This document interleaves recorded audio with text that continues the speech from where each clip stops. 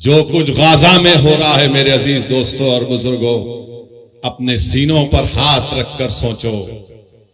अपनी औलाद अगर सामने है तो उनको देखकर अपने दिमागों पर जोर डालकर सोचो कि गाजा में खून रेजी हो रही है, गाजा में नस्ल कशी हो रही है, गाजा में मीडिया ने रिपोर्ट किया कि 6 दिन के अंदर 6000 बम ज़ायनिस्ट ताकतें बरसाई हैं।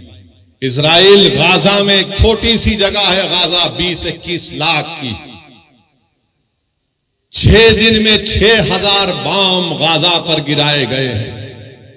और वही जब आइसिस से मुकाबला कर रहे थे पूरे ममालिक, ये पूरा आइसिस कोएलिशन के नाम से था, तो वो लोग 1 महीने में 2500 बम आइसिस पर गिराए थे और गाजा में 6 दिन में 6000 बम गिराए गए।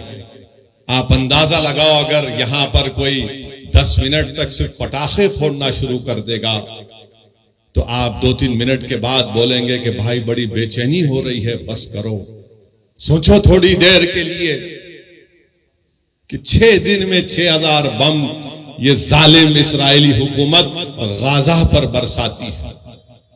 6 दिन में 21 लाख की आबादी है, 10 लाख लोग बेघर हो चुके हैं, 10 लाख लोग बेघर हो चुके हैं। और वो जालिम हुकूमत कह रही है कि तुम अब नॉर्थ गाजा से साउथ गाजा की तरफ चले जाओ। लोग बसों में जा रहे थे तो कल बसों पर बम डाल दिया गया। आज मालूम हुआ, अखबारात और मीडिया कहता है कि गाजा में 1537 फलस्तीनियों की जानें चली गई, जिसमें 500 बच्चे थे, 275 खवातीन हैं, 6612 जख्मी हैं। ये सिर्फ 6 दिन की बात कर रहा हूं मैं आपसे। और ये दुनिया जो बड़ी ह्यूमन राइट्स की बात करती है, ये दुनिया जो बड़े फंडामेंटल राइट्स की बात करती है, हुकूक की बात करती है, आज ये बड़े बड़े ममालिक आज खामोश बैठे हैं, गूंगे हो चुके हैं, अंधे बन चुके हैं, बहरे बन चुके हैं कि जिस सरजमीन के पास कुछ नहीं है, आज आपने वहां पर 6 दिन में 6000 बम बरसाए, 1537 लोगों की जानें चली गई, 500 मासूम बच्चे, 275 खवातीन की मौत और 6612 लोग जख्मी है। पीने का पानी नहीं है 20 लाख 21 लाख लोगों के पास। अगर आपके पास 2 दिन पानी खराब आया तो आप 25 फोन करते अपने सियासी नुमाइंदों को, मंजलिस के जिम्मेदारों को कि आके देखो जरा पानी पी के बताओ। पीने को पानी नहीं है मेरे भाई, खाने को खाना नहीं है गाजा के लोगों के पास, अस्पताल में दवाएं खत्म हो चुकी हैं, ऑक्सीजन तो दूर की बात। और ये जालिम, ये ज़ायनिस्ट लोग कहती हैं गाजा के लोगों से कि तुम नॉर्थ गाजा से निकलकर साउथ गाजा में चले जाओ। पूरी बिल्डिंगें बर्बाद, बेघर हो चुके हैं। हम नजारे देख रहे हैं कि 10-11 साल का बच्चा जख्मी है, बाप जख्मी है, बजाय बाप अपने बेटे को हिम्मत दिलाए, 12 साल का बच्चा कह रहा है कि अब्बा रोना बंद करो, मैं अच्छा हूं। बिल्डिंग गिरी हुई है, बिल्डिंग के मलबे से लाशें निकल रही हैं, मासूम बच्चों को निकाला जा रहा है, मगर दुनिया खामोश है। दुनिया खामोश है जो बड़ी बड़ी बातें करते हैं ये दौलतमंद ममालिक, क्योंकि मरने वाला फलस्तीनी है। यकीनन जो तशद्दुद होगा, वायलेंस होगा, हम कंडेम करते हैं उसको, चाहे कोई भी करो, वायलेंस रास्ता नहीं है। मगर ये बताओ ये कौन से वायलेंस है? ये तो नस्ल कशी है, ये तो आप उनको खत्म कर रहे हैं, आप उनको बिल्कुल खत्म, सफ़े हस्ती से मिटाना चाहते हैं, जिसको अंग्रेजी में कहते हैं एथनिक क्लेंसिंग हो रहा है फलस्तीनियों का। मैं बताना चाहूंगा आपको कि 2000 16 साल से गाजा में महासिरा है। 16 साल से कोई बाहर जाना है तो उसको परमिशन, कोई अंदर आना है तो उसको इजाजत लेना पड़ता है। आपने देखा ना कोविड में क्या हुआ था। कोविड में क्या हुआ था कि कोविड में बगैर पास के नहीं कोई नहीं निकल सकता था। 16 साल से फलस्तीनियों को उस तरह का बर्ताव किया जा रहा है। पीने का पानी नहीं है, लाइट उनकी बंद कर दी गई क्योंकि इजराइल के पास से बिजली आती है। 16 साल से महासरे में है। अरे समंदर है, मच्छी नहीं पकड़ने देते ये ज़ायनिस्ट लोग। और उस 21 लाख में 50% आबादी 18 साल की, 20 साल के नौजवानों की है।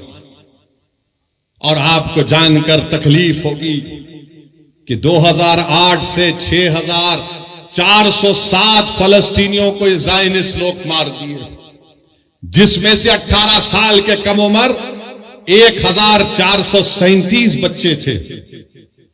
और अब इजराइल एक फास्फोरस चीज आती उसका बम गिरा रहा है। यानी जब वो गिरता है तो बिल्डिंग को पिघला देता है, अगर जिस्म पर गिरता है तो चमड़ी से हड्डी को गला देता है। यह जुल्म गाजा के लोगों पर किया जा रहा है।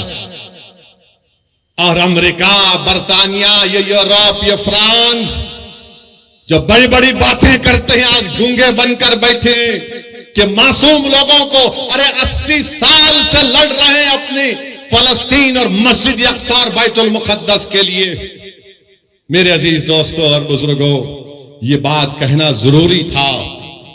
इसलिए जरूरी है कि अगर गाजा का नाम आए, फलस्तीन का नाम आए, मस्जिद अक्सा का नाम आए, बैतुल मुकद्दस का नाम आए और तुम्हारे और हमारे दिलों में हरारत ईमानी पैदा नहीं हुए तो फिर तुम इंसान कहलाने के लायक नहीं हो। अगर हम इनकी मदद नहीं कर सकते, हम दूर हैं, मगर जज्बात से कर सकते हैं और करना चाहिए। अगर जज्बात भी नहीं है तो मुस्लिम शरीफ की हदीस है कि आका ने फरमाया कि तुम मुनाफिक हो। अल्लाह के रसूल सल्लल्लाहु अलैहि वसल्लम ने फरमाया कि तुम मुनाफिक हो। वो अंबियाओं की बैशत की सरजमीन है। हजरत दाऊद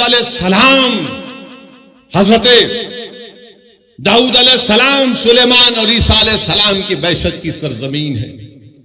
हजरत इब्राहिम अलैहिस्सलाम की खबर, हजरत मूसा अलैहिस्सलाम की खबर वहां पर है। मेरे अजीज दोस्तों और बुजुर्गों, काबतुल्लाह को तूफान नूह के बाद अल्लाह के हुक्म पर हजरत इब्राहिम अलैहिस्सलाम ने काबतुल्लाह को बनाया और 40 साल के बाद अल्लाह के हुक्म के बाद मस्जिद अक्सा को हजरत सुलेमान अलैहिस्सलाम ने बनाया। और दुनिया को हम बताना पड़ेगा कि हमारा रिश्ता फलस्तीन से, गाजा से, मस्जिद अक्सा से, बैतुल मुकद्दस से क्या है। जब तक कुरान में वो आयात है कि असरा में अब नहीं, जब तक कुरान में ये सूरा रहेगा, सुबह क़यामत तक हमारा रिश्ता फलस्तीन और गाजा से रहेगा।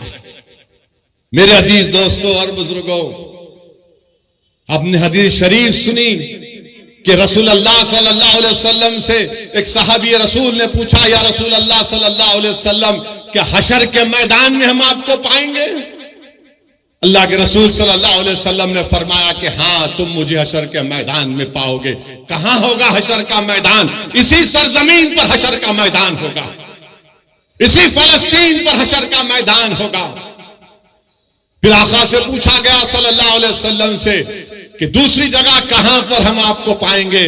रसूलुल्लाह सल्लल्लाहु अलैहि वसल्लम ने फरमाया कि मैं आबे कौसर पर रहूंगा, मेरी उम्मत प्यासी होगी, मैं मेरी उम्मत की प्यास को बुझाऊंगा। कहां होगा हौज़े कौसर? इसी फलस्तीन से लेकर मदीने तक अहादीस में आया। उलमाए किराम बैठे हैं, पूछ लो आप। मेरे अजीज दोस्तों और बुजुर्गों, ये वो मुबारक सरजमीन है कि कुरान में लफ्ज बारक ना 5 मरतबा आया तो खुद है वो।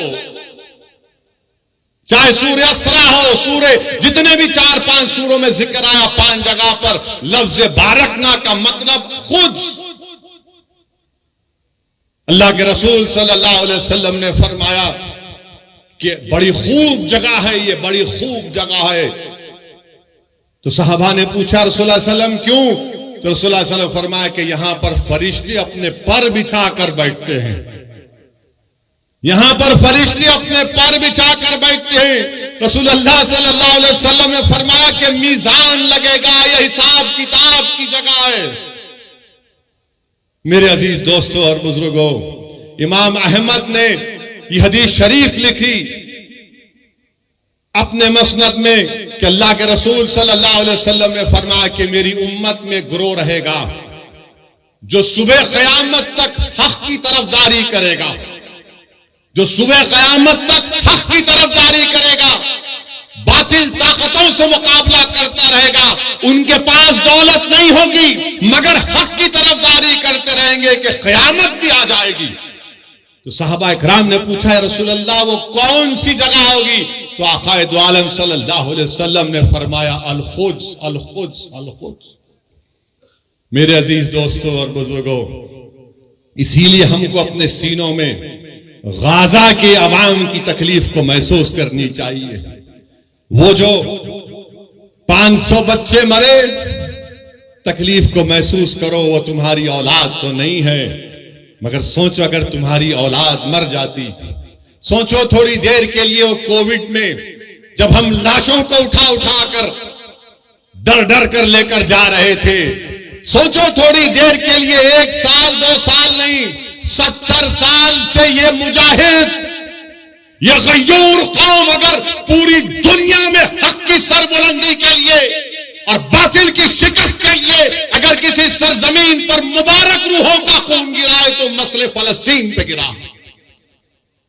मस्जिद अक्सा, बैतुल मुक़द्दस के लिए खून बहाया जा रहा है। मैं सलाम करता हूं उन माओं को जिन्होंने इन बहादुर बच्चों को पैदा किया, जो ज़ायनिस्ट लोगों की गोलियों का निशान बन रहे हैं, जो बमों से उनकी मौत हो रही है। मगर दुनिया ये जान ले कि जब तक हम जिंदा है दुनिया जिंदा है, जब हम नहीं तो दुनिया भी नहीं। याद रखो, मौत से डरने वाले हम नहीं, हम अपना मुकद्दर लिखा कर लाए हैं कि अल्लाह मेरी जिंदगी में लिख चुका है, तुम्हारी जिंदगी में लिख चुका है। मगर सवाल यह है कि तुम अपनी जिंदगी गुलामों की तरह गुजारोगे या फिर तुम बहादुरों की तरह अपनी जिंदगी को गुजारोगे। लोग मुझसे पूछते हैं फोन करके कि असदुद्दीन अवैसी ये कैसा हो रहा है, ये क्या हो रहा है। लोग तकलीफ महसूस करते हैं और लोग पूछते हैं कि कहां है सलाहुद्दीन अय्यूबी, कहां है वो सलाहुद्दीन अय्यूबी। अरे तुम अपनी औलाद की क्या तरबियत कर रहे हो? कहां से सलाहुद्दीन पैदा होगा जब बाप अपनी औलाद के सामने अपनी मां की बेइज्जती करेगा? कहां से सलाहुद्दीन आएगा जब तुम बेटे के सामने, औलाद के सामने अपनी बीवी से गलत बर्ताव करते हो? कहां से सलाहुद्दीन आएगा जब नौजवान गुनाह करते हैं, जिना करते हैं? कहां से सलाहुद्दीन आएगा जब तुम जिना करते हो? कहां से सलाहुद्दीन आएगा जब तुम अपने ही हाथ से अपने भाई का कत्ल करते हो? कहां से सलाहुद्दीन पैदा होगा जब हमारी बेटियां गुनाह करती हैं? सलाहुद्दीन कैसे पैदा होगा? जब तुम नेक बनोगे, जब तुम गुनाहों से दूर रहोगे, तुम रसूलुल्लाह सल्लल्लाहु अलैहि वसल्लम से बेपनाह मोहब्बत करोगे तमाम चीज और दुनिया से बढ़कर। सलाहुद्दीन अय्यूबी जिंदगी में जब तक बैतुल मुक़द्दस मस्जिद अक्सा पर कामयाबी हासिल नहीं किया, उसकी पेशानी पर बल रहता था। बास जगह मैंने पढ़ा कि सलाहुद्दीन अय्यूबी जब तक फलस्तीन पर कामयाबी हासिल नहीं किया वो मुस्कुराता नहीं था। लोग उससे बोलते थे, सलाहुद्दीन तुम मुस्कुराते क्यों नहीं हो, तुम्हारी पेशानी पर बल क्यों नहीं आता? तो सलाहुद्दीन कहता था कि क़िबले अव्वल हमारा रहा है। 17 साल रसूलुल्लाह सल्लल्लाहु अलैहि वसल्लम ने क़िबला बनाया, वो जगह जहां पर आक़ा दो आलम सल्लल्लाहु अलैहि वसल्लम जमीन से आसमानों पर अल्लाह का जाकर दीदार करे, उस जगह पर जब तक हम कामयाबी हासिल नहीं करते, सलाहुद्दीन कैसे मुस्कुराएगा? सलाहुद्दीन के पेशानी से बल कैसे जाएगा जब क़िबले अव्वल मेरे साथ नहीं है? मेरे अजीज दोस्तों, बुजुर्गों, नौजवानों, तुम आज आराम से हैदराबाद में बैठे हो, तुम्हारे घरों पर बम नहीं गिर रहे हैं, तुम्हारे भाइयों का कत्ल नहीं हो रहा है, तुम बेघर नहीं हुए हो अल्हम्दुलिल्लाह। मगर गाजा के गरीब लोग 21 लाख की आबादी में 10 लाख बेघर हो चुके हैं। और ये जालिम इजरायली हुकूमत चाहती है कि इन तमाम गाजा के लोगों को खाली करा दिया जाए और उसको सिक्योरिटी जोन बनाकर इनको सीनाई के सहरा में ले जाकर छोड़ दिया जाए। कोई दुनिया खामोश है, सन्नाटा है। अरे जिसने मारे उनको देखो, मगर इन गाजा के गरीबों ने तुम्हारा क्या बिगाड़ा था? मीडिया में एक तरफा रिपोर्टिंग कि ऐसा हुआ, वैसा हुआ, फुला हुआ। अरे कभी तुमने देखा 70 साल से इजराइल ऑक्यूपायर है, इजराइल ऑक्यूपायर है, फलस्तीन ऑक्यूपाइड टेरिटरी है। ऑक्यूपेशन तुमको नहीं दिखता, जुल्म तुमको नहीं दिखता। बताओ, जिसके पास कमजोर है, जालिम जुल्म कर रहा है तो जालिम का साथ दिया जा रहा है, और जिसको बेघर कर दिया गया। आपको मालूम कब मसला पैदा हुआ? 1918 में। समझाने के लिए कह रहा हूं नौजवानों, जब तुम अब बड़े हो गए, ये मुस्तकबिल तुम्हारा है नौजवानों। 1918 में यही ज़ायनिस्ट लोग वहां पर गए, बरतानिया से साजबाज किया और 1918 से फलस्तीनियों को भगाने का प्रोग्राम बनाया। और फिर 13 मई 1948 में 18 से लेकर 48 तक फर्स्ट वर्ल्ड वॉर हुई। उसके बाद से तरीके से, साजिशों से फलस्तीनियों को मारा गया, भगाया गया। और उसके बाद क्या हुआ? 20-25 साल के अरसे में, जिसको फलस्तीन की तारीख में नक्बा कहते हैं, कितने लोग बेघर हो गए? 1.5 करोड़ फलस्तीनियों को भगा दिया गया। और फिर 67 की जंग हुई तो हमने मस्जिद अक्सा को खो दिया, उस मुबारक जगह को खो दिया जहां पे आकाए दो आलम सल्लल्लाहु अलैहि वसल्लम तमाम रसूलों और नबियों की नमाज इमामत की थी। और उस वक्त से वो फलस्तीनी लड़ रहे हैं। फलस्तीन का मसला सिर्फ अरबों का मसला नहीं, फलस्तीन का मसला सिर्फ मुसलमानों का मसला नहीं, फलस्तीन का मसला हर उस इंसान का मसला है जो इंसाफ चाहता है, जो इंसाफ चाहता है। और जो पूछते हैं कि सलाहुद्दीन कहां आएगा? अरे सलाहुद्दीन को आने के लिए तुमको नेक बनना पड़ेगा। जब ईसाइयों ने मस्जिद अक्सा और बैतुल मुक़द्दस पर कब्जा किया, क्रूसेडर्स ने एक दिन में 70,000 मुसलमानों का कत्लेआम हुआ। उनके घोड़े गिर जाते थे, इतना खून था। मगर जब सलाहुद्दीन अय्यूबी ने फलस्तीन बैतुल मुक़द्दस पर कामयाबी हासिल की और तमाम ईसाई लोग जमा हुए, बोले कि सलाहुद्दीन अब तुम हमसे क्या करोगे? तो सलाहुद्दीन अय्यूबी ने कहा कि मैं वो नहीं करूंगा जो तुमने किया था। मैं रसूल अल्लाह सल्लल्लाहु अलैहि वसल्लम के गुलामों का गुलाम हूं, तुमको मैं माफी देता हूं, जाओ, तुम्हारी जान को भी कोई हाथ नहीं लगाएगा। यही सलाहुद्दीन अय्यूबी के पास एक कबीला था जो दीन इस्लाम को कबूल नहीं करता था। सलाहुद्दीन अय्यूबी ने जोर जबरदस्ती नहीं की। एक कबीले की एक औरत आई सलाहुद्दीन अय्यूबी के पास और आकर कहा कि सुल्तान, मेरे 4 बच्चे गायब हैं, मेरे बच्चों को वापस लेकर आओ।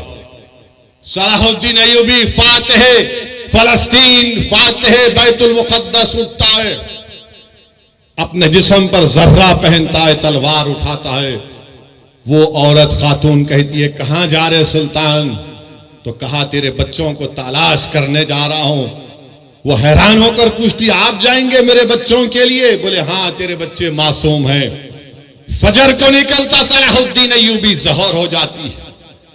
जहर से असरते करीब जब सलाहुद्दीन अय्यूबी इन बच्चों को देखता है, बच्चे डरे हुए हैं, सहमे हुए हैं, उनको गोद में उठाकर अपनी माँ के पास जब लेकर आता है तो बच्चे उसमें से जो बड़ा उम्र का बच्चा था 13-14 साल का, वो फरते मसरत में अपनी माँ की तरफ दौड़ता है कि अम्मा अम्मा। तो उस माँ ने क्या किया, उस माँ ने उस बच्चे के मुंह पर एक जोरदार तमाचा मारा और कहा कि जा सलाहुद्दीन के कदमों में गिर जा, ये वो नबी मोहम्मद सल्लल्लाहु अलैहि वसल्लम का गुलाम है, अगर ये ऐसा है तो उसका रसूल कैसा रहमत वाला होगा। ये सलाहुद्दीन अय्यूबी था। मेरे अजीज दोस्तों और बुजुर्गों, नौजवानों, इसीलिए कह रहा हूं कि तुमको नेक बनना पड़ेगा। और याद रखो इस बात को, जब तुर्कों की हुकूमत थी, सल्तनत उस्मानिया की हुकूमत थी, तुम्हारा ख्याल यह है कि तुम्हारा मिजाज ये है कि तुम अपने फोनों पर, टीवी पर अर्तुगरुल देखकर खुश हो जाते, तुम उस्मान का सीरियल देखकर खुश हो जाते। मगर क्या तुमको मालूम कि जब तक 400 साल तुर्कों की हुकूमत थी, मस्जिद अक्सा हमारे पास थी, मगर जब तुर्कों से इख्तिदार, इत्तेहाद जब कमजोर हुआ, कबीलों की बुनियाद पर, असबियत की बुनियाद पर जब इत्तेहाद पारा पारा हो गया, तो सबसे पहली चीज जो हमारे हाथ से चले गई वो मस्जिद अक्सा और बैतुल मुक़द्दस हमारे हाथ से चला गया। इसीलिए मेरे अजीज दोस्तों और बुजुर्गों, इत्तेहाद को मजबूत रखो। याद रखो, तुमको हम तमाम, मुझसे तुमको नफरत होगी, मगर मेरी और तुम्हारी ख्वाहिशों से ज्यादा और अहमियत का काम इत्तेहाद है। असदुद्दीन ओवैसी यकीनन कमजोर है, मगर याद रखो ये इत्तेहाद तुम्हारे लिए और मेरे लिए, आने वाली नस्लों के लिए जरूरी है। हमने इत्तेहाद को खोया तो मस्जिद अक्सा निकल गई हमारे हाथ से, मस्जिद अक्सा हमारे हाथ से निकल गई। तो इत्तेहाद को मजबूत रखो। बुजुर्गों, नौजवानों, मेरी इज्जतदार मां और बहनों, इस गुनाहगार की गुजारिश यही है कि अपने इत्तेहाद को मजबूत रखो। तुम्हारा इत्तेहाद कमजोर होगा तो ये तारीख तुमको बता रही है कि हमने क्या खोया। हमने क़िबले अव्वल को खो दिया। मगर लाखों सलाम वो गाजा के बहादुरों पर, जो गाजा के बहादुरों पर जो आज भी लड़ रहे हैं, कल भी लड़ेंगे। मगर हम हमारे वजीर आजम से कहना चाहेंगे कि मोदी जी रोको जो गाजा में जुल्म हो रहा है फलस्तीनियों पर। आपने कहा कि India stands in solidarity with the Palestinian people, तो सॉलिडारिटी दिखाओ। रोको उन लोगों को। 21 लाख में से 10 लाख लोग बेघर हो चुके हैं। वो शैतान नेतन्याहू जालिम है, वॉर क्रिमिनल है, वो जो ढकेल रहा है फलस्तीनियों को, ढकेल रहा है कि घरों को बर्बाद, 6000 बम गिराए गए। हम भारत के वजीर आजम को बताना चाह रहे कि महात्मा गांधी ने क्या कहा था। गांधी ने कहा था कि ये फलस्तीन अरबों का है। जिस तरह अंग्रेजों के लिए बरतानिया है, फ्रेंच के लिए फ्रांस है, ये अरबों की जमीन है, ये अरबों की जमीन है, गांधी ने कहा था। मगर अफसोस की बात यह है कि आज हमारी हुकूमत खामोश बैठी हुई है। क्यों खामोश बैठी हुई है? अगर हम पूरी दुनिया में एक सुपर पावर बनना चाहते हैं, अगर हम अक़वाम मुत्तहिदा की सिक्योरिटी काउंसिल में मेंबरशिप चाहते हैं वोटिंग राइट के साथ, तो फिर हमारी हुकूमत को, हमारे मुल्क को ये जो वॉर क्राइम्स इजराइल कर रहा है उसकी मजम्मत करनी चाहिए। जो फलस्तीनियों को गाजा से निकाला जा रहा है उनकी मदद करनी चाहिए, रोकना चाहिए। अरे उनको पानी दो, दवा दो, लाइट दो। ये कौन सा जुल्म है कि तुम उनको मार रहे हो? बेहतरीन से बेहतरीन हथियार अमेरिका दे रहा है, अरे आप इन पर हथियार बरसा रहे। मेरे अजीज दोस्तों और बुजुर्गों, अभी हमारे मुल्क के चीफ मिनिस्टर ने कह दिया क्या कहा उन्होंने कि अगर कोई फलस्तीन का नाम लेगा तो उसको बुक कर दो। सुनो मुख्यमंत्री, मैं फलस्तीन का झंडा तिरंगे के साथ लगा के आया हूं। मैं फलस्तीन के लिए खड़ा हूं और खड़ा रहूंगा इंशाअल्लाह ताला। फलस्तीन सिर्फ मुसलमानों का अरबों का मसला नहीं, फलस्तीन इंसानियत का मसला है।